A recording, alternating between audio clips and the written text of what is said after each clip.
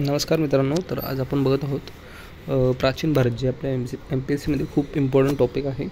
प्राचीन भारताचा जो इतिहास आहे, तर खूप मुलं ह्याला स्किप करतात, पण स्किप करण्याची गरज नाही. खूप इम्पॉर्टंट टॉपिक आहे, तर आपण इथे बघत आहोत. तर हा व्हिडिओ मी छोटाच ठेवणार आहे आणि या व्हिडिओमध्ये मी पूर्ण डिटेल क्वेश्चन जे पण विचारले आहेत त्यांचंच मी ते कवर करणार आहे. आणि तिथे आपल्याला मागच्या वर्षी 3 क्वेश्चन विचारले होते, त्याच्या मागच्या वर्षी पण 3 क्वेश्चन होते, म्हणजे 3 ते 6 क्वेश्चन इथे असतातच आहे. तुम्हाला यावर्षी पण 3 ते 4 क्वेश्चन एक्सपेक्टेड आहे, त्यातले तुम्ही 3 क्वेश्चन टार्गेट करू शकता. तर आपण बघूया. चला, तर ऑलमोस्ट 10 टॉपिक आहेत टोटल. तर याच्यातले आपण चला पहिल्यापासून स्टार्ट करू. तर अश्मयुगीन कालखंड. तर अश्मयुगीन कालखंडात इथे काय विचारलं आहे, महाराष्ट्रातील मानवी वसाहतीच्या दृष्टीने मध्याश्मयुग आणि ताम्रपाषाण युगाच्या संदर्भात येथे संशोधन करण्यात आले होते.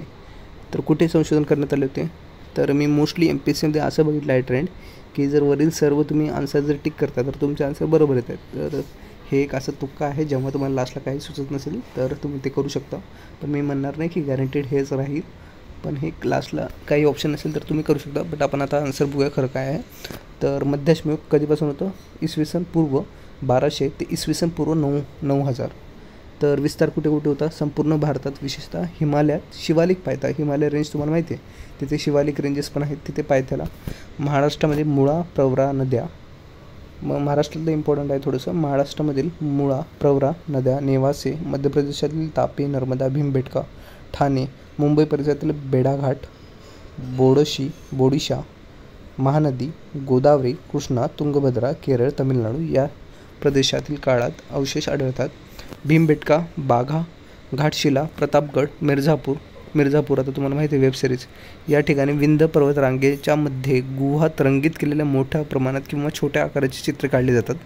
नैसर्गिक रंग, लहान मुलांचे संगोपन, शिकार, मासेमारी तसेच छोटी अवजारे, हत्यारे बनवली आहेत या चित्रातून स्पष्ट होते. आता ताम्रपाषाण युग, ते आता होतं मध्याश्म युगातलं आपण बघितलं. आता ताम्रपाषाण युगात चालखोलीत तेज कधी होतं? इसवी 4000 पूर्वच्या सुमारास ताम्रपाषाण युगाची सुरुवात झाली होती. तर विस्तार कुठे कुठं? राजस्थानमध्ये आहार व गिल्लुंडू, मध्य प्रदेशातील मावळा, कायथा, एरन आणि महाराष्ट्रातील जॉर्वे, नेवासा आणि दायंबाद, चांडोली, सोनगाव, इमनगाव, इनामगाव, प्रकाशे, नाशिक येथे ताम्रपाषाण युगातील संस्कृतीचे अवशेष आढळले आहेत. तसेच या संस्कृतीत भारतात अनेक भागात विस्तार झालेला असून सिंधू नदीचे खोरे, राजस्थान, मध्य प्रदेश, महाराष्ट्र, यमुना, गंगा नदीच्या खोऱ्यात या काळातील मानवी हत्यारे, उपकरणे, अलंकारे, अवशेष मिळालेले आहेत. महाराष्ट्रामध्ये अहमदनगर जिल्ह्यात नेवासे, कायगाव, इमानगाव, दायनबाद इथे मोठी ताम्रपाषाण स्थळे आढळली आहेत. तर आता बघू शकता, तुम्हाला काही इम्पॉर्टंट साईट्स आहेत ते लक्षात ठेवायचे आहेत. महाराष्ट्रातील मुख्यतः लक्षात ठेवायचे आहेत, नंतर राजस्थानातील मुख्यतः लक्षात ठेवायचे आहेत, आणि मध्याश्मयुगचं कालखंड काय, ताम्रपाषाण युगाचा कालखंड काय ते लक्षात ठेवायचं. मेगालिथिक कधी होतं? रांजळा, बहाळा आणि महाझरी इथे होतं. जॉर्वे संस्कृती ही कोकण आणि विदर्भ सोडून इथं जॉर्वे संस्कृती कोकण आणि विदर्भ सोडून संपूर्ण महाराष्ट्रात पसरलेली आहे, मध्य महाराष्ट्रात पसरलेली आहे. जॉर्जिया संस्कृती आजच्या काळात ग्रामीण भागातील पाय घातले आहे. तसेच इथे तांब्याची बैलगाडी, पूर्वजांनी मूर्त्या, तांब्याचे दैनंदिन उपयोग वस्तू सापडतात. तसेच मी तुम्हाला बोललो होतो राजस्थानमध्ये लक्षात ठेवा, क्वेश्चन आलेलं आहे. राजस्थानमधील मध्याश्म युगाची संस्कृती असणारे मोठे ठिकाण कुठले? तर इथे कुठले? तर बागोर. तर हा फॅक्च्युअल डाटा होता. तर तुम्हाला जर माहीत असेल तर ह्याचा आन्सर तुम्हाला जमलं असतं. आता मानवी भूतकाळ आणि किंवा इतिहास, इथे 3 मुख्य कालखंड आहेत, विभागला आहेत. तसे पाषाणयुग, कांस्ययुग आणि लोहयुग. पाषाण म्हणजे पॅलिओलिथिक, मध्य म्हणजे मध्य मिझो लक्षात ठेवा. नव म्हणजे निओलिथिक एज. लिथिक म्हणजे काय की दगड, लिथिक म्हणजे. तर मिझोलिथिक म्हणजे काय? पॅलिओलिथिक हा खूपच मोठा लहान कालावधी होता, जो भारतात सुमारे 10 वर्ष टिकला होता. या काळात तांत्रिक वैशिष्ट्य म्हणजे लहान दगडाची साधने, मायक्रो म्हणजे काय? छोटं, आणि लिथ म्हणजे दगड, तुम्हाला आधी सांगितले. व्यतिरिक्त मेझो लोक फ्लेक्स आणि ब्लेडपासून बनवण्यासाठी नॉन मायक्रोलिथ साधनांचा वापर करतात. आता ब्लेड वगैरे तुम्हाला माहिती आहे, जे छोटे छोटे दगड असतात त्यांच्यापासून ते बनवायचे. नंतर बागोर हे राजस्थानातील भिलवाडा शहरातील पश्चिमेला कोठारी नदीच्या डाव्या तीरावर. आता लक्षात ठेवा, कोठारी नदी. तर बागोर हे शहर कुठल्या नदीवर आहे? कोठारी नदीवरती आहे. तर प्रागैतिहासिक स्थळे एक मोठ्या प्रमाणात वाळूच्या ढिगाऱ्याचं आहेत, ज्याला स्थानिक पातळीवरती महासती म्हणून ओळखले जाते, आणि हे भारतातील सर्वात मोठे मिझोलिथिक निवासस्थान आहे. वरील मुद्द्यावर स्पष्ट होते की राजस्थान आणि बागोर. ओके. तर चोपिनमंडू अलाहाबाद जिल्ह्यातील बेलन या नदीच्या खोऱ्यात वसलेले आहे, आणि मध्याश्म आणि नवाश्म युगात आहे. तर आदमगड मध्य प्रदेशमध्ये नर्मदा नदीच्या काठावरती नवपाषाण युग चित्रकलेसाठी प्रसिद्ध आहे. बेलन खोऱ्यातील कोलेडिव्हा उत्तर प्रदेशातील तांदूळाचे पारंपरिक प्रयोग सापडलेत. लक्षात ठेवा, बेलनमध्ये बेलून आपण तांदूळ करतो तसं लक्षात ठेवा. बेलनच्या खोऱ्यातील कोलिडिव्हा हवा उत्तर प्रदेशातील सुमारे 7000 इसवी सन पूर्व भारतातील भात शेतीचा सर्वात जुना पुरावा आहे. आणि उत्तर प्रदेशातील बेलन खोऱ्यातील महागरा हे देखील एक निओलिथिक स्थळ आहे. निओलिथिक. आता निओलिथिकचे वैशिष्ट्य काय होते ते मी थोडेसे शॉर्ट नोट्स लिहिले आहेत. डोमेस्टिकेशन ऑफ ॲनिमल म्हणजे गुरेढोरांना पाळणे, ॲग्रिकल्चर म्हणजे शेती. नंतर इथे काय लिहिले, पॉलिश स्टोन वापरतात, म्हणजे जे स्टोन होते म्हणजे दगड होते ते पॉलिश करून वापरायचे. नंतर अजून काय, परमनंट सेटल म्हणजे त्याचे रहिवासी रहमान त्यांचं जे होतं स्थायिक झाले होते ते. नंतर पॉटरी करायची म्हणजे जसं की मातीच्या वस्तू ते बनवायचे. नंतर त्यांचे इथे काय होतं, रागी हे घ्यायचं. नंतर हॉर्स ग्राम, तर राईस आणि वीट, गहू तांदूळ वगैरे घ्यायचे ते. नंतर पॅलिओलिथिक म्हणजे काय, पॅलिओ म्हणजे नॉर्मॅडिक लाईफ म्हणजे त्यांचं इकडे तिकडे म्हणजे काय म्हणतात त्यांना आपण भटकंती करायची. नंतर तसेच फूड गॅदर करायचे म्हणजे जे अन्न वगैरे जमवायचे. त्यांना नॉलेज नव्हतं, कशाचं नॉलेज नव्हतं, ॲग्रिकल्चरचं नॉलेज नव्हतं. पॉटरी म्हणजे काय म्हणतात आपण कुंभारी कामं ते असतं, त्यांचं नॉलेज नव्हतं त्यांना. नंतर त्यांना पेंटिंग आणि नंतर क्रेविंगचं वगैरे नॉलेज होतं. नंतर रफ स्टोन वापरायचे ते. रफ स्टोन्स म्हणजे काय, जे पॉलिश वगैरे नाही केले जसे तसे ते वापरायचे, जे भेटतात तसे.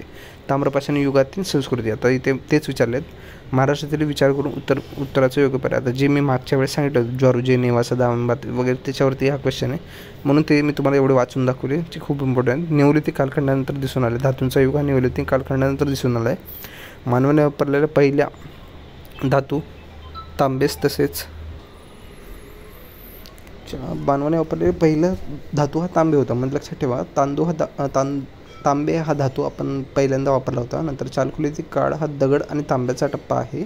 चालकोलिथिक संस्कृती, आता संस्कृती अहर आणि सर्वात जुनी संस्कृती आहे ती. आपल्या जर क्वेश्चन सर्वात जुनी संस्कृती कुठली, तर अहर संस्कृती दक्षिण पूर्व राजस्थानच्या बनासच्या खोऱ्यात राजस्थानमध्ये 4 एकरामध्ये पसरलेली होती. मावळ संस्कृती जी पश्चिम मध्य प्रदेश, मावळ, कायथा आणि एरन. आणि नंतर नौदाटोली आणि मावळच्या खोऱ्यात मोठी वस्ती कयता. हडप्पा संस्कृती हे कनिष्ठ समकालीन होते. जॉर्वे संस्कृती जी आपल्या मध्य महाराष्ट्रात पसरलेली आहे. पश्चिम महाराष्ट्र, अहमदनगर जिल्ह्यातील जॉर्जे, नेवासा, दायणबाद इथे होती. आणि चांदोली, सोनगाव, इमानगाव इथे पण. आता इथे काय म्हटलं, डॅश मात्र अश्मयुगानंतर लगेचच लोहयुगाची सुरुवात झाली. मध्य काळातील ताम्रयुगाची कुठेही सापडलं नाही दक्षिण भारतात. म्हणजे लोहयुगाची सुरुवात झाली. अश्मयुगानंतर लोहयुग, ताम्रयुगाची सापडली नाही, कारण तिथे तांबे त्यावेळेस भेटत नसेल माझ्या मते. 3 ऐतिहासिक युगानंतर ताम्रयुगाचे हे पाषाण युग आणि लोह यांच्या काळातील मानला जातो. या युगात धातू वितळून त्यांपासून वस्तू बनवणे शक्य होते. भारतामध्ये जॉर्जे, माळवा, सावला आणि ताम्रयुगाची पुरातत्व स्थळे आहेत. आता सिंधू संस्कृती म्हणजे हडप्पा संस्कृती. आता याच्यामध्ये काय लक्षात ठेवायचे, आता जी ठिकाण आहे हडप्पा याचे कोण उत्खनन केलं, दयाराम साहनी. कुठल्या नदीच्या काठी, रावी नदीच्या काठी, लक्षात ठेवा, जे आता पंजाबमध्ये आहे. आणि मोंटगोमेरी जिल्हा, नंतर तसेच मोहनजोदारो याचा अर्थ काय होतं, मृतांचा ढिगारा. आता मोहनजोदारोला कोण उत्खनन केलं, बॅनर्जी कसं लक्षात ठेवायचं, बॅनर्जी कुठे असतात, कोलकातात. दारो तुम्हाला वाटतं दाबूमशाय असं म्हणतात बंगालमध्ये, तर ते थोडंसं लक्षात ठेवा. कसंही करून तुम्हाला लक्षात ठेवायचं बस. पंजाबमधील लारकाना जिल्ह्यातील सिंधू नदीच्या काठावरती. आता मोहनजोदारो जे आहे ते सिंधू नदीच्या काठावरती बसलेलं आहे आणि त्याला R.D. बॅनर्जी यांनी उत्खनन केलेलं आहे 1922मध्ये. आणि हडप्पा जी संस्कृती आहे तिचं उत्खनन कोणी केलेलं आहे, दयाराम साहनी यांनी 1921मध्ये. तर महास्नानगृह, विशाल अन्न कोठारी आणि असेंब्ली हॉल म्हणजे काय, एका ठिकाणी सगळे जमा होतात म्हणजे हॉल, काय म्हणतो आपण ते कार्यक्रमाचं स्थळ वगैरे असं त्याला म्हणू शकतो. नंतर पशुपती देवाचे आद्य सील आणि विणलेल्या कापसाच्या तुकड्याचे उत्खनन सापडला. तसेच चंदुडाहो, आता त्यांचं सील आणि विणलेल्या कापडाचा तुकडा म्हणजे त्यांना कपड्याबद्दल थोडीशी माहिती होती, हे लक्षात ठेवा. ह्याच्यामध्ये मोहनजोदारो संस्कृतीमध्ये. आता मोहनजोदारो एक पिक्चर आलेला होता, ते काय मी बघितलं नाही. चंदुडाहो म्हणजे जे सिंध आणि पाकिस्तानमध्ये आहे, त्यांना कोण उत्खनन केलं होतं, M.G. मुंजबदार यांनी उत्खनन केलं होतं. सिंध पाकिस्तान नदीच्या काठावरती वसलेले आहे. हे एकमेव संस्कृतीचं स्थळ आहे ज्यामध्ये कोणताही किल्ला नाही आहे, बरोबर. किल्ला कुठल्या संस्कृतीमध्ये नाही, चंदुडाहो. चुहुंदाडो बैलगाडी आणि इक्का यांचे काचची मूर्ती आणि एक लहान भांडे देखील या उत्खननात मिळाले होते. आता लोथल जे गुजरातमध्ये आहे, 1954मध्ये SR राव यांनी उत्खनन केलं होतं. भोगवा नदीच्या काठी वसलेले आहे. गुजरातमध्ये तांदूळ उत्पन्नाचे पुरावे सापडलेले आहेत. तसेच अतिरिक्त माहिती काय, तर हे टेबल आहे, हा स्क्रीनशॉट घ्या आणि वाचा. तर यात असं काही वेगळं असं नाही लक्षात ठेवण्यासारखं, मग स्क्रीनशॉट घ्या आणि वाचा. आता पुढे आपण बघत आहोत, ओके. खालीपैकी कोणता मृदू दगड सिंधू नदीच्या मृदेपासून बनवण्यासाठी वापरला जातो? सेटेटाईट हा मृदू दगड आहे. सिंधू नदीच्या संस्कृती उत्खननासाठी मोठ्या प्रमाणात मुद्रा सापडल्या आहेत. त्या मृदा मेसोपोटेमिया येथील आढळलेल्या असून इतिहासाने त्या तज्ज्ञांना सिंधू संस्कृतीच्या कालखंडात निश्चित करणार आहे. मेसोपोटेमिया येथील हे जे मुद्रा आहेत त्या आढळलेल्या आहेत. या मुद्रा सेटेटाईट या दगडापासून बनवलेल्या आहेत. लक्षात ठेवा, डायरेक्ट क्वेश्चन येऊ शकतो. मुद्रांच्या वरच्या बाजूला एक दोरा होण्यासाठी येईल असा कडा आकार म्हणजे गळ्यात घालता येईल असं आहे. नंतर कोरीव काम केलेलं आहे आणि सफाईदार आहे ते एकदम. अखंड शिंके, बैल, हत्ती, काळवीट, कुत्रा यांसारखे चित्रांची बनवले आहेत. त्याच्यावरती प्राण्यांचे शिल्पकाम आहे. काही ठिकाणी तत्कालीन लिपीचा मजकूरही लिहिलेला आढळतो. सिंधू संस्कृतीतील लोकांना डॅश पाळलेला होता की नाही यांची शंका आहे. घोडा. आता हा क्वेश्चन UPSCमधला क्वेश्चन आहे. UPSCच्या पण प्रिलिम्समध्ये एक दोनदा विचारलेला क्वेश्चन आहे. सप्तसिंधूच्या खोऱ्यात प्राचीन संस्कृतीचे अवशेष आढळलेले असतात, तिला सिंधू संस्कृती असे म्हटलेले आहे. सप्तसिंधूच्या खोऱ्यात लक्षात ठेवा. सर जॉर्ज मार्शल यांनी सिंधू संस्कृतीला इंडो सुमेरियन संस्कृती, आता तुम्हाला क्वेश्चनमध्ये विचारले इंडो ग्रीक, इंडो पर्शियन असे विचारतील, पण इंडो सुमेरियन ही संस्कृती आहे. तर सिंधू संस्कृतीला इंडो सुमेरियन असं म्हटलेलं आहे. हडप्पा येथील संस्कृती प्रथम अवशेष मिळाले म्हणून हडप्पा संस्कृती असं म्हटलं जातं. हेच दिलेली माहिती थोडीशी वाचू. त्यानंतर मी दिलं होती मी साईड्सबद्दल लिहिलेलं आहे थोडं बात. नंतर हडप्पन सिव्हिलायझेशनमध्ये बार्टर सिस्टम होती, म्हणजे ते पैसे मुद्रेची देवाणघेवाण नाही करायचे त्यावेळेस. म्हणजे जसं की तुम्ही आता 1 किलो तांदूळ दिलं तर ते 1 किलो साखर देईल, असं बार्टर सिस्टम होतं त्यावेळेस. आणि ट्रेड विथ अफगाणिस्तानसोबत त्यांचं म्हणजे व्यापार चालायचा. आणि नंतर त्यांच्यामध्ये टेम्पल्स नव्हती, म्हणजे मंदिरांचं तिथे अवशेष नाही भेटत. वैदिक काळमध्ये इथे काय विचारला आहे क्वेश्चन, व्यापार विनिमयाचे माध्यम काय होते? तर इथे क्वेश्चनमध्ये काय दिले की सगळे निशक, शतमान, कृष्णाल, गण आणि श्रेणी असं दिलेलं आहे. तर यामध्ये व्यापार विनिमयाचे म्हणजे बुद्धाचं त्यांचं काय काय नाव होतं ते विचारलेलं आहे. तर सिंधू संस्कृतीच्या अखेरच्या काळात भारताच्या वायव्य देशाकडून आर्यांचे आगमन झालं होतं. वायव्य देशातून लक्षात ठेवा. आणि त्या आगमनाने भारताच्या इतिहासात वैदिक काळ सुरुवात झाली होती. वैदिक काळ कधीपासून होतं? इसवी 2000 ते इसवी पूर्व 600. वैदिक काळ हे परकीय व्यापक प्रमाणापासून सुरू झाला होता. नंतर तसे बेबिलियनसारख्या देशांशी व्यापार होता आपला. आणि तुम्हाला एक सांगायचं आहे मला, ओके हां, कॉपर आपण कुठल्या देशातून मागवायचं आणि नंतर ओमान देशातून. ओके, NCERTमध्ये काही दिलेले आहेत, आपण कुठल्या देशातून काय काय ट्रेड करायचं ते एक लक्षात ठेवा. नंतर मी लिहिलेलं आहे, 1 मिनटं तुम्हाला दाखवेन मी. सॉरी, ते कट झाले. ते तुम्ही NCERTमध्ये बघू शकता तो पॉईंट, तो इम्पॉर्टंट आहे MPSCसाठी. तर वाणे नावाचा वंशपरंपरागत व्यापाराच्या वर्गास उदयास आला होता. नंतर ऋग्वेद काळातील निशक, सोन्यांची नाणी, शतमान, कृष्णाल यांसारखे सोन्यांचा आणि चांदीचा वस्तुमानाचा. आता सोन्यांची नाणी कुठलं होतं? निशक होता. शतमान आणि कृष्णाल काय होतं? ते चांदीचे नाणे होते. तर लक्षात ठेवा. कुल म्हणजे गृहपती. विभाग कुठला आहे? कुल. तर विभागाचा प्रमुख गृहपती. गण गणपती आणि ग्राम ग्रामिणी. तर ह्याच्यातले लक्षात ठेवण्यासारखं काय? विषपती लक्षात ठेवायचं आहे, गावातील प्रमुख असं म्हटलेलं आहे त्यांना. ज्यांचं गोप आहे विभाग प्रमुख, थोडंसं वेगळे नाव आहे म्हणून लक्षात ठेवा. नंतर इथे खालीपैकी कोणत्या विद्वान स्त्रियांचा ऋग्वेद काळातील संबंध होता? तर सगळे वरील सर्व करून टाकायचं. बरोबर आन्सर. ऋषी अगस्त्य यांच्या ऋग्वेद काळातील एक प्रख्यात संत होते आणि त्यांची लोपमुद्रा अगस्त्य ऋषींची पत्नी होती. विश्वतारा काय होती? एक विवाहित स्त्री होती आणि ती स्त्री अत्री ग्रहांशी संबंधित असून तिचे श्लाघशोकांचे स्तोत्र आहे. तर अपालाच्या ऋग्वेदात आणखी एक अपाला आहे, ती एक विवाहित स्त्री होती, परंतु नंतर ती पत्नीने टाकून दिली होती आणि तिला असाध्य असं त्वचेचा रोग होता. तर कुष्ठरोग असेल माझ्या मते. विश्वतारा, कुष्ठरोग म्हणजे लेप्रसी. विश्वतारा पहाटेच्या वेळेस जे प्रज्वलित यज्ञाच्या अग्नीजवळ पूर्वेकडे तोंड करून ती प्रार्थना करण्यासाठी प्रसिद्ध होती. ओके. लोपमुद्रा, कौष्टिका आणि वरप्रदा असेही म्हटले आहे. तर लोपमुद्राचे नाव लक्षात ठेवा. कौष्टिकी आणि वरप्रदा असे म्हटलेले आहे. घोषाला म्हणजे ब्रह्मवादिनी म्हणून ओळखले जाते. तर पुढे बघूया आपण. इथे काय दिले? हां, तक्षण म्हणजे काय? भागदुगा म्हणजे काय?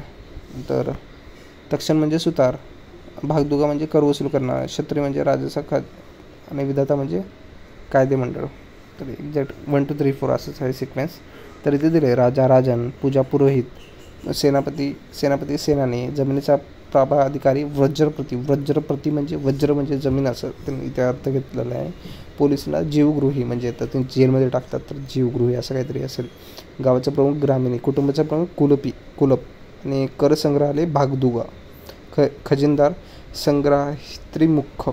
नंतर अक्षव्यापा लेखपाल. लक्षात ठेवा अक्षव्यापा लेखपाल. थोडंसं नाव वेगळे म्हणून मी अंडरलाईन केले तिथे. नंतर दशराज युद्ध खालीलपैकी कोणत्या घटकात घडलं होतं? सुदान आणि वशिष्ठ.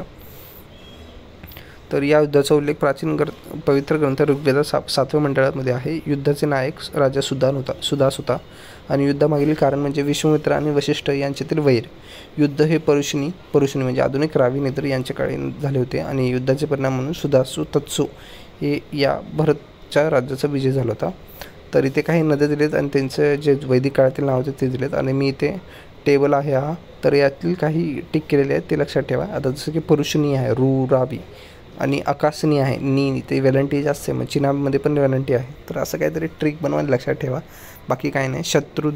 शतुद्रुती सतलज आणि सुरसू स्वात. तर सरसू नदी आहे जी सरस्वती आहे आणि सुवस्तू आहे जी स्वात नदी आहे. नंतर गोमती आहे. द्रस्तुतू ते घग्गर नदी आहे. द्रस्तुती घग्गल. नंतर विपाशा व्यास आहे. शत्रुद्वी सतलज आहे. नंतर अकासनी चिनाब आहे. तर बघू शकता थोडंसं प्रोनाऊन्सिएशन चुकू शकतं. मी काही एवढा एक्सपर्ट नाही आहे त्यामध्ये, बट तुम्हाला समजणं ते महत्त्वाचं आहे. मौर्य पूर्व काळ भारत हा डॅश म्हणून ओळखला जातो. Queen of the eastern seas. आता ईस्टर्न आपल्या त्यांच्यासाठी आपण कुठल्या साईडला ईस्टर्न साईडला आहे मग ते ईस्टर्न सीज येणार ना, थोडी ना वेस्टर्न सीज असणार आहे ते. मौर्य कालखंड हा एक असा कालखंड आहे ज्यामध्ये लोखंडाची साधने आणि शस्त्र बनवण्यासाठी वापरलं जाणार, त्यामुळे लहान राज्य बनू शकली होती आणि महावजन पळून ओळखले जाते. अगंतुर निकायमध्ये नंतर तसेच जैन धर्माचा भगवद्गीता असं काहीतरी आहे ते भगवत त्यांचं, तर त्याच्यामध्ये पण उल्लेख आहे. अगंतुर निकायमध्ये तर 16 महाजन पदाचा उल्लेख आहेच. आता 16 महाजन पदांची ते नावं दिले तुम्ही वाचू शकता. नंतर हरेक राजवंशाबद्दल दिलेले आहे. हरेक राजवंशामध्ये बिंबिसारा होता आणि अजातशत्रू होता. तर बिंबिसारा आणि बिंदुसारामध्ये तुम्ही कन्फ्यूज होऊ नका. आता बिंबिसारा आहेत ज्याने हरेक राजवंशाची स्थापना केली होती, ज्याने महावीर आणि बुद्धांच्या समकालीन होते ते. आणि नंतर जे बिंदुसारा होते ते चंद्रगुप्त मौर्य आणि तसेच दुधधारा यांचे पुत्र होते ते बिंदुसारा, आणि त्याने मोस्टन साऊथ पार्ट त्यांनी ताब्यात केला होता. तसेच अजातशत्रू यांनी वैशालीवरती आक्रमण करून त्यांना आपले साम्राज्यात सामील केले होते. तसेच त्यांनी राजगृह येथे पहिली बौद्ध परिषद भरली होती. या परिषदेचे अध्यक्ष होते महाकाशक आणि उदयन त्याने पाटलीपुत्र शहराची स्थापना केली होती. उदयननी पाटलीपुत्राच्या शहराची स्थापना केली होती.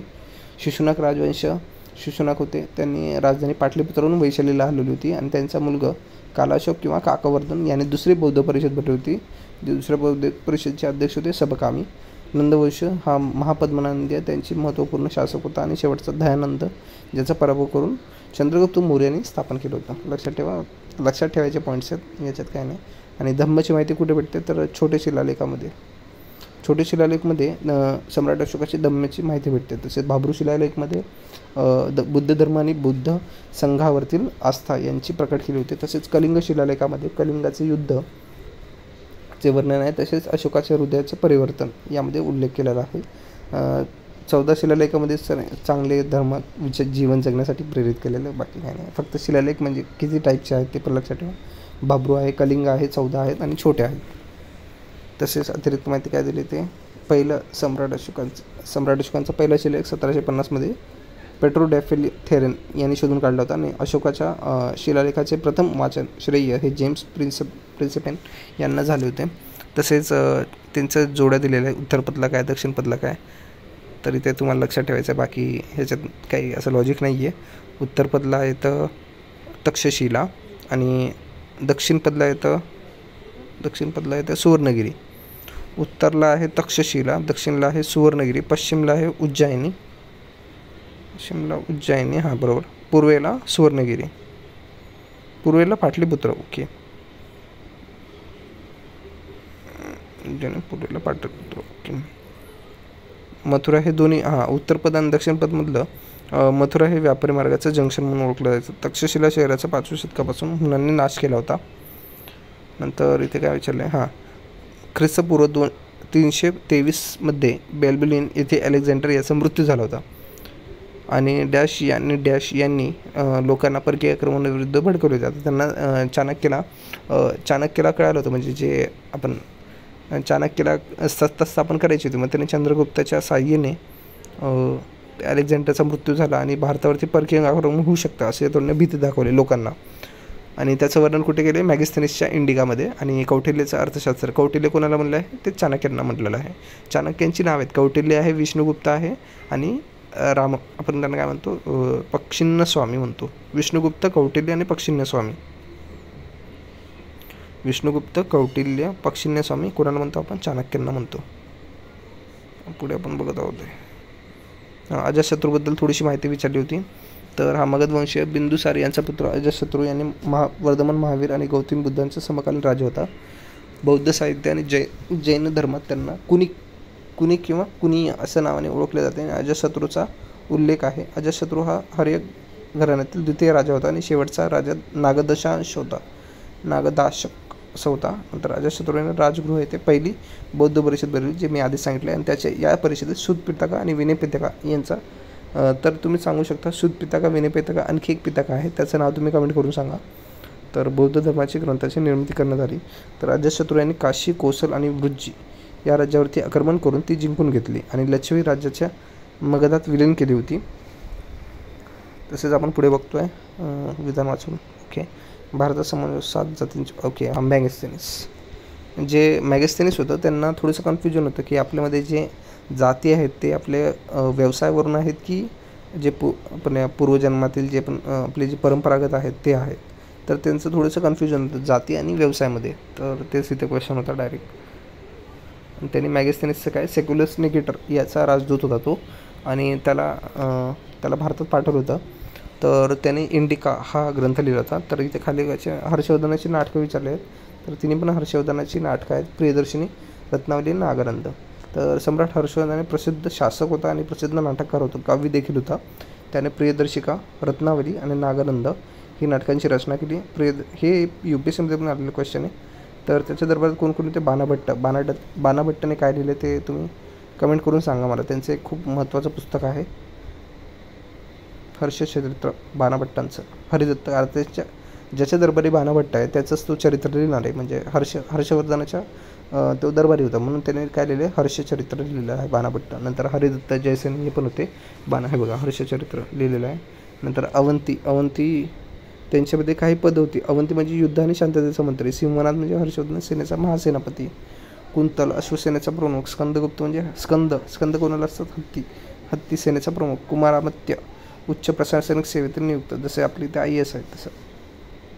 दीर्घध्वज म्हणजे राजकीय संदेश सर्वगत म्हणजे गुप्तचर विभागाचे सदस्य. आता मी इथे थोडीशी माहिती लिहिली आहे, ते पण वाचून दाखवेन मी. तर अवंती जे साम्राज्य होतं ते 6व्या सेंचुरीमध्ये होतं आणि जे माळवामध्ये होतं आणि जे मध्य प्रदेशात होतं आणि त्याचे कॅपिटल कोणते होते? उज्जैनला. आणि जे नंतर डिझॉल्व्ह होऊन मगध एम्पायरमध्ये झालं होतं. प्रत्योत्त हे त्यांचे फाउंडर होते, म्हणजे त्यांनी स्थापन केलं होतं. आणि हे थोडीशी माहिती दिली मी, ते नाही केली तरी चालेल तुम्ही. पुढे मी बौद्ध परिषदांबद्दल थोडीशी माहिती कलेक्ट करून लिहिली होती. राजगृह ते झाली होती. नंतर तसेच अध्यक्ष कोणते? महासब्बकामी. तसेच दुसरे काय? सबकामी. महाकाश्यप होते पहिल्या बौद्ध परिषदेचे अध्यक्ष. तसेच दुसरे होते सबकामी. तसे होते तिस्ता आणि नंतर वासुकामित्र. हे तुम्ही जे टेबल तुम्ही बघू शकता किंवा तुम्हाला नेटवरती भेटून जाईल, तो तुम्ही लिहा. तुम्हाला जसं सोपं वाटेल तसं तुम्ही करू शकता. नंतर जैन परिषदा पण होत्या, 2 परिषदा जैन होत्या, त्या पण एकदा बघून घ्या. आता आपण बघूया उत्तर काळातील कालखंड. ओके, तर इथे काय विचारलं तुम्हाला क्वेश्चन? महाजनपदे आणि त्यांचे राजे विचारले. तर सोपं आहे. तर वत्स हे उदयन हा त्या वत्साचा राजा होता आणि लोकप्रिय शासक होता. यमुना नदीच्या काठी वसलेले होते आणि त्याची राजधानी काय? कोशंबी होती. तर कोसल प्रसंजित आणि ज्यांचं बुद्धाचा प्रभाव होता त्यांच्यावरती. आणि श्रावस्ती यांची राजधानी होती. मगध अंपायर जे बिंबिसार यांच्या मगधचा शासक होता. बिंबिसार हा तुम्हाला जे आधी सांगितलं बिंबिसारबद्दल. त्यानंतर काशी सर्वात शक्तिशाली होतं आणि जिचं वाराणसी सेंटर होतं. तसेच काशी हा अश्वसेन यांचं आधिपत्याखाली होतं. महाजनपदाबद्दल हे अगंतुर्निका आणि भगवती सूत्र, जे जैन धर्माचं भगवती सूत्र आहे त्यामध्ये लिहिलेलं आहे 16 महाजनपदे. राजा आणि राज्यांची राजधानी. अंगची राजधानी काय होते? चंपा. मगधची राजधानी ती राजगृह. काशीची राजधानी ती वाराणसी. असे सगळ्यांची राजधानी दिली आहे. टेबल एकदा वाचून घ्या. पुढे आहे आर्किमिडीजच्या विजयानंतर भारतात सीमेवरती विशेष करून कंबोज येथे ब्लँकेट बनवण्याचा बिझनेस चालू झाला होता. जेव्हा आर्किमिडीजने वायव्य सीमेवरती जेव्हा अटॅक केले होते तेव्हा छोट्या छोट्या टोळ्या झाल्या होत्या आणि संघर्ष करता करता त्यातील जे लोकल हिंदुकुश प्रदेशातील पार्शियन सत्ताधाऱ्यांनी आक्रमण करून वायव्यातील छोट्या स्वतंत्र असे राज्य जिंकून घेतले, त्यावरती आधिपत्य निर्माण केलं होतं. तर आर्किमिडीजचं साम्राज्य असं बोलायचे त्यावेळेस. तर हे क्वेश्चन का टाकला कळालं नाही मला, पण बघू. पर्शियन पद्धतीचे नाणे गोलाकार सुबक अशी होती. नाण्यांची बद्दल थोडीशी माहिती आहे. दिपी. इराणी लोकांच्या लिहिण्यासाठी पद्धत दिपी असे म्हणतात. भारतीय यांना लिपी असे म्हणतात. खालीपैकी कोणता बौद्ध ग्रंथाचा 16 महाजनपदांचा उल्लेख आढळतो? अगंतुर्निका आहे. तसेच भगवती सूत्र जैन आहे, जैन ग्रंथ आहे ज्यामध्ये 16 महाजनपदांचा. आणि शक्तिशाली कुठले होते? मगध, कोसल, वत्स आणि अवंती. लक्षात ठेवा हे. तर ह्याच्यावरती विचारलेला क्वेश्चन आहे, मगध, कोसल, वत्स आणि अवंती. आता इथं बघा, कोसल कोण आहे? प्रसंजित. कोसलचा राजा कोण आहे? प्रसंजित. मगधचा कोण आहे? बिंबिसार. वत्सचा आहे प्रतोद. अवंतीचा प्रत्योदय आणि वत्सचा उदयन आहे. लक्षात ठेवा. इथे थोडीशी माहिती दिली त्याच एम्पायरबद्दल जे आपण पहिले पण बघितलेली आहे. अवंतीचे तुम्हाला सांगितले की अवंतीचा राजा आहे प्रतोद. नंतर अवंतीची राजधानी उज्जैनमध्ये आहे. दक्षिण अवंतीची राजधानी महिष्मती होती. तसेच अवंतीचा राजा प्रतोद हा गौतम बुद्धांचा समकालीन होता.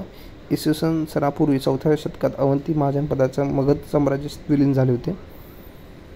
माळवा, निमाड आणि तसेच त्यालगतच्या प्रदेशात झाले होते. तसे पुढे बघूया आपण. तेच आता पुढे एक क्वेश्चन आहे, अगध, मगध, वज्जली आणि मल्ला हे कुठल्या दक्षिण पूर्व. आता हे तुमच्या लक्षात राहिलं तर ठेवा लक्षात तुम्ही कुठल्या जिल्ह्यात आहेत ते. पूर्व जिल्ह्यात, पश्चिम जिल्ह्यात. थोडंसं अवघड आहे, लक्षात राहणार, ठेवण्याचा ट्राय करा. आता मी ते सातवाहनाबद्दल लिहिलेलं आहे. सातवाहन जे आपल्या महाराष्ट्रात होते आणि जुन्नर, नंतर पैठण, अमरावती, नंतर या ठिकाणी होते ते फर्स्ट इश्यू म्हणजे महाराष्ट्रात होते, त्यामुळे थोडंसं इम्पॉर्टंट आहे सातवाहन. पुढे जास्त काही नाही असं. समुद्रगुप्ताला शरण गेलेल्या टोळ्यांची नावं विचारली जातात. ते थोडंसं कठीण क्वेश्चन होता, कळेल तुम्हाला असं नाही. ते जर माहीत असेल तरच तुम्ही टिक करू शकता. हरिसेन यांनी प्रयाग प्रशस्ती हे समुद्रगुप्तांच्या विजयानंतर विस्तृत माहिती देताना समुद्रगुप्ताबद्दल इतर माहिती देते. प्रयाग प्रशस्ती कोणाचं आहे? समुद्रगुप्ताचं. एवढंच लक्षात ठेवायचं. प्रयाग प्रशस्ती हरिसेन यांनी लिहिलेली आहे, ती समुद्रगुप्तांच्या रिलेटेड आहे. आणि समुद्रगुप्त कोण होते? हे गुप्त साम्राज्यातील शासनापैकी एक होता. गुप्त साम्राज्यात सुरुवात श्रीगुप्त यांनी केली होती. समुद्रगुप्त हा चंद्रगुप्त प्रथम याचा मुलगा होता. समुद्रगुप्ताच्या काळात गुप्त साम्राज्याच्या राजकीय आणि सांस्कृतिक या दोन्ही बाबतीत उत्कर्ष गाठला होता. समुद्रगुप्त हा एक अश्वमेध यज्ञ केला होता. तो अश्वमेध करता या पद्धती. आता अश्वमेध यज्ञ काय होतं की एक घोडा घ्यायचा की जो जिथपर्यंत जाईल म्हणजे त्याला सोडायचा, मोकळा सोडायचा, आणि जो जिथपर्यंत जाईल तेवढी आपली सीमा असेल. आणि ज्या पण राज्यातून तो घोडा पास व्हायचा, जर त्या राज्याने आपलं डॉमिनन्स स्वीकारलं तर ते राज्य आपलं होईल, आणि जर नाही स्वीकारलं तर त्या राज्यासोबत युद्ध करायचं.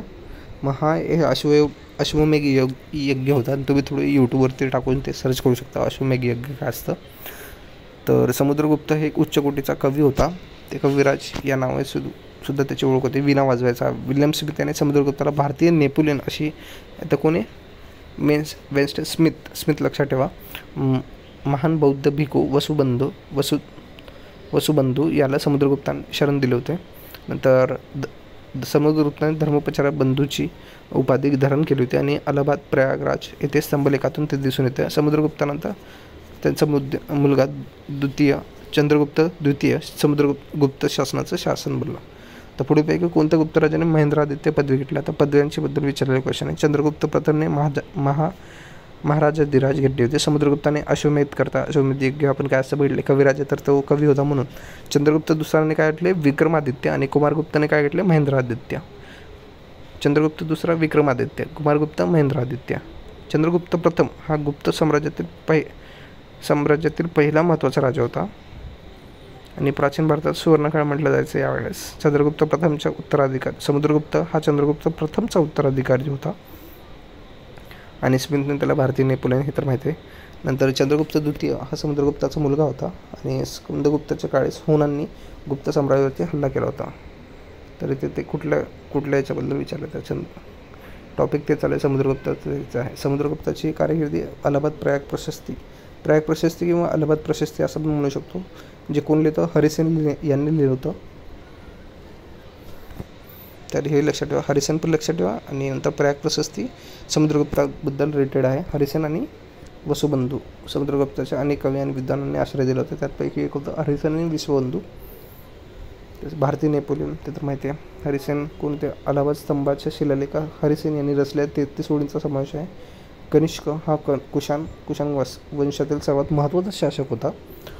तो केवळ एक महान विजेता नव्हता, तर धर्म आणि कलेचा संरक्षक देखील होता. चौथी बौद्ध परिषद त्यांनी कनिष्कच्या काळात भरली होती. कनिष्क लक्षात ठेवा, कनिष्कच्या काळात भरली होती. कुशाण साम्राज्यातील कुशाण वंशातील तो एक महत्त्वाचा शासक होता.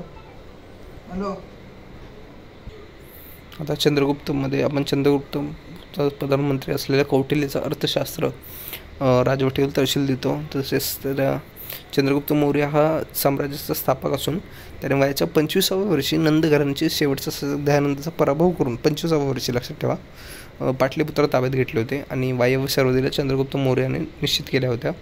जैन धर्माचा स्वीकार केला होता. तसेच चंद्रगुप्त मौर्य याने श्रावण बेलगोळा येथे जैन परंपरेनुसार ज्याला सल्लेखन करून म्हणजे उपवास ठेवून त्यांनी आपला अंत स्वीकारला होता. तसेच चुकीची जोडी ओळखायचे पार्वती मंदिर वगैरे. आता हे लक्षात राहिलं तर ठीक आहे. तुमच्या बुमरानाथच्या टेकवा इथे मध्य प्रदेशातले ठिकाण आहे ते लक्षात ठेवा. शिवाचे मंदिर, पार्वतीचे मंदिर हे कुठल्या काळात होते? गुप्त घराण्यातील होते. सुवर्णयुग म्हणायचे ना, त्याच्यामुळेच. आता इथे मी काय लिहून ठेवलं आहे, ओके. गुप्त पिरियडमध्ये जे आता त्यांची जे नावं होती प्रोविन्स वगैरे, त्यांची जी नावं होती पदाची, ते त्यांच्याबद्दल थोडंसं लिहून ठेवलेलं आहे मी, ते तुम्ही वाचू शकता. तर विशापत्ती काय असतं, नगरसेठी नगरांचे प्रमुख असतं वगैरे वगैरे लिहून ठेवले. तर तुम्ही एक्स्ट्रा माहितीसाठी वाचू शकता ते गोष्टी. तुम्ही पण असंच एका ठिकाणी कंपाईल करून ठेवा तुमचे नोट्स, आणि जे छोटे गोष्टी किंवा जे टेस्टमध्ये तुमच्या गोष्टी चुकत आहेत ते एका ठिकाणी लिहून ठेवा, तुम्हाला फायदा होईल त्याचा. आता इथे काय विचारले, घराणे आणि त्यांचे राज्यांची जोडा विचारलेले आहेत. राष्ट्रकूच वंश दंतीदुर्ग, त्याचे संस्थापक कोण होते? चोल वंश विजयालय, पाल वंश गोपाल, आता पालचं गोपाल तुम्ही लक्षात ठेवू शकता. परमारचं उपेंद्र, हरेक वंश बिंबिसार, नागवंश शिशुनाग, नंतर कौन, सातवाहन वंश सिम्मुका, सातवाहन तुम्हाला बोलले मी महाराष्ट्रातील महत्त्वाचं आहे ते सिम्मुका, नंदवंश महापद्मनानंद, नंतर मौर्य वंश चंद्रगुप्त मौर्य, गुप्तवंश श्रीवंश, तर इथे काय लिहिले आहे, कुशाण वंश कॅलिडिफेसिस, हे लक्षात ठेवा, थोडंसं वेगळे नाव आहे, येऊ शकते एक्झाममध्ये. शुंग पुष्यमित्र शुंग, आणि टिंबटिंबी याच्या सेनानी गंगेपर्यंत जिंकून घेतलं होतं. गंगाईकोंडा राजपुत्र म्हणून त्यांना असं ओळखलं जायचं, गंगाईकोंडा राजपुत्र. आरमाराचे प्रमुख होते. समुद्राकडील देश म्हणजे जसे की निकोबार बेटे, मलाया, श्रीलंका या भागावरती आधिपत्य मिळवलं होतं. तर राजेंद्राचा चोल, तर हे लक्षात ठेवा, चोल साम्राज्य त्याने हिंद महासागरातील आणि दक्षिण भारतात ताब्यात घेतला होता. हिंदू रिलिजनचा त्याने प्रसार केला होता. अंदमान निकोबार, लक्षद्वीप, छत्तीसगड, ओरिसा या राज्यात त्याने, पश्चिम बंगाल पण होता, सेयुलन आणि मलाया द्वीपकल्प इथे चोल साम्राज्य पसरवलं होतं. आणि त्याने गंगेचा प्रदेश जिंकून घेतल्यामुळे त्याला उपाधी काय भेटली होती, गंगाईकोंडा चोलपुत्रम म्हणून त्याला उपाय भेटली होती. आणि त्याने त्या नावाची त्याने राजधानी पण स्थापन केली होती. तसेच राजेंद्र वन हे पांड्या राज्यातून मदुराई ते चेरा राजाकडून त्याने केरळचा प्रदेश जिंकून घेतला आणि आपल्या मुलाला प्रदेशाचा व्हॉइसरॉय म्हणून त्यांनी नियुक्त केलं होतं. नंतर राजा चोल हा काय होता, दक्षिण भारतातील सर्वोत्कृष्ट स्वामी होता. त्याने संपूर्ण तामिळनाडू, आंध्र प्रदेश आणि काही भाग ओरिसाचा काही भाग, संपूर्ण केरळ, श्रीलंका यांचा भाग समावेश केला होता. त्याच्या कारकिर्दीत पहिले 8 वर्षे राजा चोल याने आपल्या सैन्यात संघटन वाढवले होते. पांड्या, चेर, सिंहवल हे चोलाच्या विरोधात होते. तंजोर राजराजेश्वरम मंदिर हे आता जे युनेस्कोचे वारसा जे आहे हे मंदिर त्याने बुद्ध विहार मंदिर आणि पेरुवार एक कोविल येथील देखील ओळखले जाते आणि त्याला भगवान शिवाला समर्पित केले होते. AD म्हणजे जे ख्रिस्त जन्माच्या पूर्वीचं आहे. तसेच सोमेश्वर तिसरा हा पश्चिम चालुक्याचा राजा होता, ज्याने विक्रमादित्य 4चा मुलगा होता आणि उत्तराधिकार होता. जर लक्षात राहिलं तर ठेवा ही माहिती, तर नाही ठेवलं तरी चालेल. चालुक्य, डेक्कन, वाटपी, बदामी असं लक्षात ठेवा. इथे थोडीशी माहिती आहे एक्स्ट्रा, वाचायची असेल तुम्ही वाचू शकता. पुढे आपण बघूया प्राचीन भारतीय संस्कृती. आता इथे काय, मालविका अग्निमित्र हे प्राचीन नाटक कोणत्या 2 राजघराण्यांतील वैवाहिक संबंधावरती दर्शवते. आता हे खूप इम्पॉर्टंट कारण विदर्भात येतात ते. आता जे कविदास ज्यांनी आहे, कविदासांनी काय लिहिलं, नागपूर येथे मेघदूत रामटेकच्या किनारी बसून त्यांनी मेघदूत हे लिहिलं होतं. तसेच कादंबरी त्यांनी लिहिलेली आहे. तसेच शकुंतलम, तसेच मालविका अग्निमित्र यांनी कालिदासांनीच लिहिलं होतं. त्यांनी अग्निमित्र शुंग आणि पुष्यमित्र शुंग आणि देवमाला यांचा पुत्र होता अग्निमित्र यांनी त्यांचा जेव्हा विदर्भ देशातील मांडलिक राजाने यज्ञसेन यांनी शुंगाचा समर्थक चुलत भाऊ याला माधवसेन याला कैद केली होती, तेव्हा पुष्यमित्र शुंग विदर्भाच्या मोहिमेवरती आला होता. तर त्याने त्याचा पराभव केला. तर कसा केला, नंतर तेथील दासी जे होते त्यांच्या प्रेमात पडले होते. ते थोडंसं आहे स्टोरी, मग त्याच्याबद्दल ते सांगितलेलं आहे. मालविका अग्निमित्र, वेळ भेटला तर वाचा हे पुस्तक. तसेच शुंग घराण्याची स्थापना पुष्यमित्र शुंग यांनी केली होती. तसेच धर्मकोटला जो ब्राह्मण धर्म होता. राजधानी पहिली पाटलीपुत्र, दुसरी होती विदिशा. मनुस्मृती ग्रंथाची रचना याच काळात झाली होती. शेवटचा शुंग राजा देवभूत होता आणि एकूण 10 शुंग राजा होऊन गेले होते. तसेच आपण सेतू माधवराव यांची पगडी नाथपंथातील कोणते शहार. आता थोडंसं टफ क्वेश्चन मी म्हणेन. शाह रमजान यांचे नाव धारण करून सुफी पंत निजामुद्दीन शाह यांनी इस्लाम धर्माची दीक्षा घेतली. यांचं नाव काय होते, काफीनाथ दिले. तर नाथपंथाबद्दल थोडीशी माहिती असेल तर चांगली गोष्ट आहे. एक शैव संप्रदाय होता. नाथपंथ म्हणजे रक्षणकर्ता किंवा स्वामी.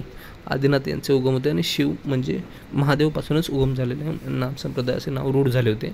या काळात 10व्या शतकापासून ते 12व्या शतकापर्यंत असलेले सांगण्यात येते. स्थापना मच्छिंद्रनाथ यांनी केली होती. आणि तर गोरक्षनाथ यांनी संप्रदायाचा विकास केला. गोरक्षनाथ यांनी संप्रदायाचा विकास केला होता आणि मच्छिंद्रनाथ यांनी स्थापना केली होती.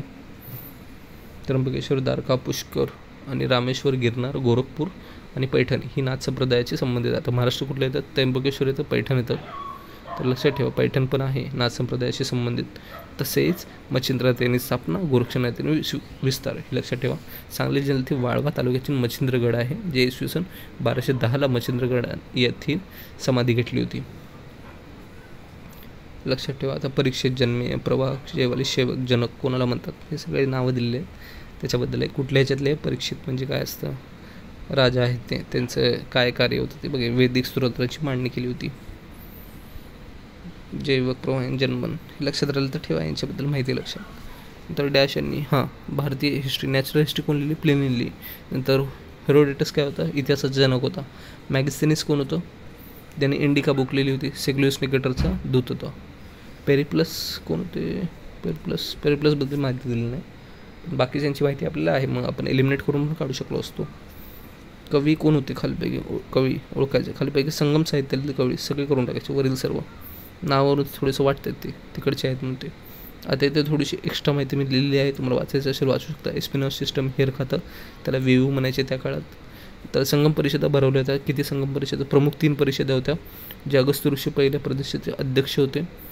तो तोलाकपियर या तमिळ भाषेतील व्याकरण आणि तोलपियम हा ग्रंथ लिहिला होता. नवीकार म्हणून अध्यक्ष. 3ऱ्या संगम परिषदेचे अध्यक्ष नवीकार होते. चोळ पांड्या राजांनी संगम परिषदेला आश्रय दिला होता. साऊथ साईडचं आहे, थोडंसं लक्षात राहिलं तर ठीक गोष्ट आहे, नाही तर ठीक आहे.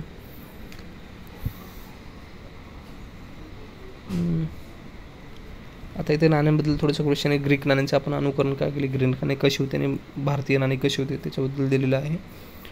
पुढे अश्वघोष या लेखकांनी कनिष्काचे बुद्ध चरित्र, ओके, अश्वघोषाने बुद्ध चरित्र लिहिले. तसेच मी इथे लिहिले. कादंबरी कोण लिहिले, बाणाभट्टाने लिहिले. हरिसेनने प्रयाग प्रशस्ती समुद्रगुप्तासाठी लिहिले. नंतर तसेच कालिदास यांनी चंद्रगुप्त II यांच्या काळात लिहिले होते. त्यांनी अभिधाम, शकुंतलम, मालविका अग्निमित्र, मेघदूतम हे लिहिले होते. बाणाभट्टांनी कादंबरी, हर्षचरित्र हे लिहिले होतं. तसेच विशाखा दत्ताने मुद्राराक्षस हा ग्रंथ लिहिला आहे. भासनाने स्वप्न वात्ससा दत्ता हे काव्य लिहिले आहे. शूद्रकाने मृच्छकटिकम हे लिहिले आहे. वराहमित्रने पंचसिद्धी नतिका, नंतर तसेच राजशेखरने कपूर मंजरी हे लिहिले आहे. इथे थोडीशी नावं आहेत, ते खूप लक्षात ठेवण्यासारखे आहेत, कारण UPSCमध्ये आणि MPSCमध्ये खूप वेळा विचारलेले क्वेश्चन आहेत हे, म्हणून मी लिहिले ते. गंधार शैलीने डॅश कलाशैलीने प्रभावित झाले, युनानी आणि रोमन. आता हे लक्षात ठेवण्यासारखं होतं, ह्याच्यात काही असं लॉजिक नाही आहे. इंडो ग्रीक आणि कुशाण राज्य याच्यात काय दिलेलं आहे, ते राजा त्यांचे कार्य दिलेलं आहे. तर कामरूपाचा राजा, सिंधाचा राजा, त्याच्याबद्दल माहिती आहे, ते एकदा वाचा. जर क्वेश्चन आला रिपीट तर तुम्ही करू शकता. वल्लभचा अधिपती काय होता, कन्नौजच्या सम्राटाच्या वाढत्या सैन्यासमोर तो एकदा पळून गेला होता, परंतु नंतर त्याच्या मुलगीशी लग्न केले होते. वल्लभीचा अधिपती ज्याने लग्न केले होते मुलीचे लग्न सोड.